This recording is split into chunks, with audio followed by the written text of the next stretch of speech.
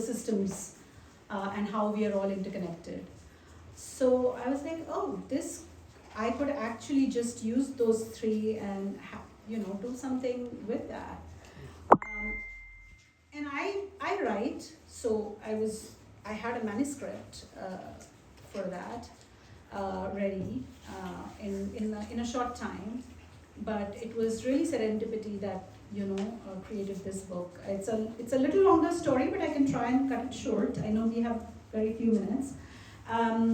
So I was just talking to a cousin of mine, and she said there's a publishing house that's starting, and they're going to try and do like artwork and everything. And I was like, oh, that sounds good. I have a manuscript, and if they want to do it, and so that's how it happened. So that's like the one answer to that. And the second one, I truly believe that this book was kind of like pulled through by my life, and it had to happen. It was like a destiny thing. It was my dad's death anniversary yesterday, and I realized that it's been 40 years. So I am here on this exact same day, 40 years after. And so it's just, he died when he was 32 years old. And so embracing your life is really about, making sure that we know that life is precious, and we live it that way. We give it its honor. Thank you. That was a very long answer. No, not at all. It was a very insightful answer. So you've spoken about your the personal moment and the anniversary of your dad. And of course we live in very interesting times right now. So it feels like embracing your life arrived just at the right time. Like, how did you get to this moment? Like, why now? Like, what was on your mind when you decided to do it? I think one of the reasons was I was hearing from a lot of people in my coaching sessions and even my coach friends about how there is a lot of noise around and a lot of fragmentation that is happening.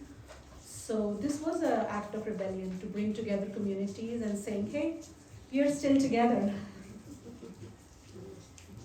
I love that you talk about rebellion, because when I first met you, I was like, oh, this lady is like, she's wild. Actually, I met her at one of Bulbul's gatherings, and I was like, whoa, this is amazing. So, but rebellion, I think, has just come through more and more. So can you tell us all a little bit, you've called this book A Quiet Rebellion. Mm-hmm. What are you rebelling against, and what are you reclaiming on this journey? I'm rebelling against so many things right now. Yeah. I'm rebelling against a system that makes us go and doesn't let us take a pause. So I'm rebelling against that in this book. This book is a sanctuary. So I'm rebelling against anybody who says you don't have a home. You have a home. So this is a place to create that home, that pause, that spaciousness, and to say this is where I locate myself and anchor myself deeply. I think I'm also rebelling against certain capitalist systems by throwing this kind of a party, or even writing this kind of a book, because this book is not by a big publishing house that can also create a lot of boxes and barriers for people to put their voices out there. So yes, this is a book written by first timers, people who were wanting to do the artwork, people who were wanting to be out there and put their work out. So it's been written by those folks who wanted to do something together. I had so much fun, Sarah, doing this. I've heard from my author friends, and I know you've been an author as well. I've heard from my author friends such a difficult task it is to write a book, to publish a book. And Kate is here, Kate Dixit, the author of Paya. So I just wanted to have a lot of fun doing this, and I really truly had a lot of fun doing this. So I was rebelling against a system that said you can put your voice like this, and you have to do this, and you have to do this, and I'm like, okay, No. I'm going to do it my way. So yeah, I was rebelling, and we are also having this gathering in my friend's house and in my bestie's house, so which is also a home. I feel like I'm rebelling against the fragmentation and and how this world isolates us and separates us. So yeah, we are all coming together. How long did it take you to write the book and get it published? That took some time, but once I had all my blog posts ready, and I think maybe 6 months to a year, maybe, yeah. Still quite fast. Yeah. I was working with, the editor of this book is Candida Hadley. I was working with her on another manuscript, which was for the coaches. So it was a coaching book. I know Kate must know about it because we had a lot of conversations about that book. And I never got to do that because I was like, let's do something where I'm going to have a lot of fun. So we did that. Well, you followed the energy and you followed your own instincts, and I'm glad you did. So, Yeah. Okay, so how did your own life, with all of its contradictions and thresholds, shape this book? Oh, wow. Okay. You can say skip and I can come back to it later. No, I think I grew up with my grandparents in a village, and when I came to Mumbai, it was a huge change for me. I was a migrant in Mumbai. I did not know the language.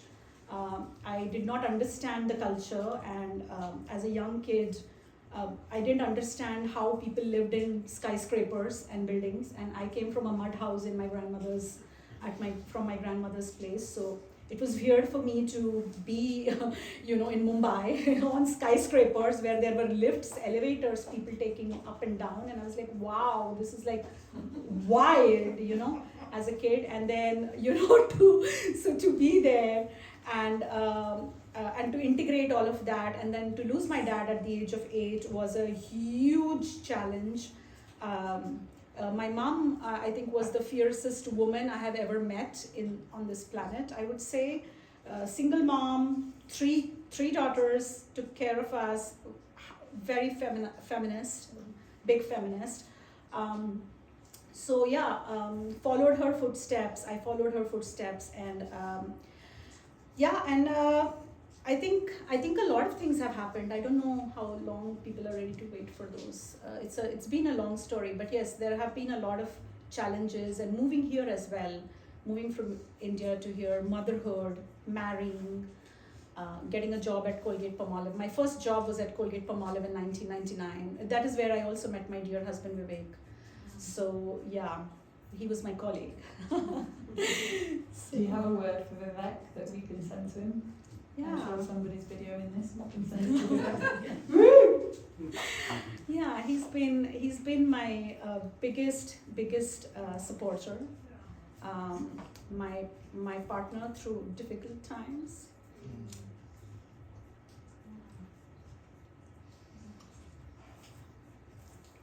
Thank you. You speak a lot about thresholds, especially the last few days when we've been talking about this event. You've spoken a lot about thresholds. Can you